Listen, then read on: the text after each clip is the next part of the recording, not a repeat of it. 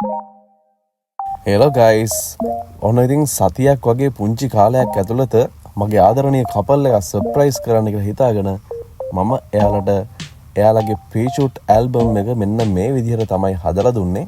ඉතින් එයාලට හිතා ගන්න බැරි වුණා ඒ වෙලාවේ මම එයාලගේ ප්‍රී-ෂූට් එක එයාලගේ අතට දුන්නාට පස්සේ මොකද එයාලා අඩුම තරමේ ෆොටෝ එකක්වත් කලින් දැකලවත් තිබුණේ නැහැ. ඉතින් ඇත්තටම මේ කපල් එක මාව S2කින්වත් නොදැක තමයි එයාලගේ මේ ජීවිතයේ ලස්සනම දවස මට බාර දෙන්නේ මාව Facebook එකෙන් දැකලා. ඒ වගේම යාළුවෙක් මාර්ගයෙන් මාව රෙකමන්ඩ් කරගෙන තමයි මට මේ වැඩේ බාර දෙන්නේ.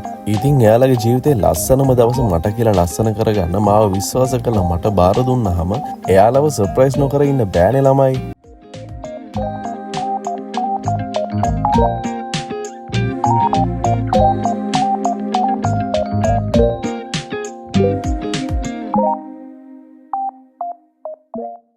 ඉතින් බලන්න ළමයි මගේ ආදරණීය කපල් එකගේ මූණවල තියෙන සතුට කොහොමද කියලා. බ්‍රයිඩ් නම් එයාගේ සතුට වැඩිකමට කතා කරගන්නත් බැරුව තමයි ඉන්නේ.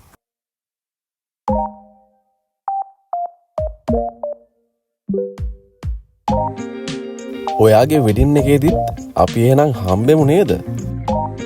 ඉතින් හැමදාමත් වගේ ඔයාලා හැමෝටම thank you very much. මගේ වීඩියෝස් මේ විදිහට බලනවට, කමෙන්ට් කරනවට, ෂෙයා කරනවට. එහෙනම් ලස්සන ළමයෝ ගිහින් එන්න. bye bye.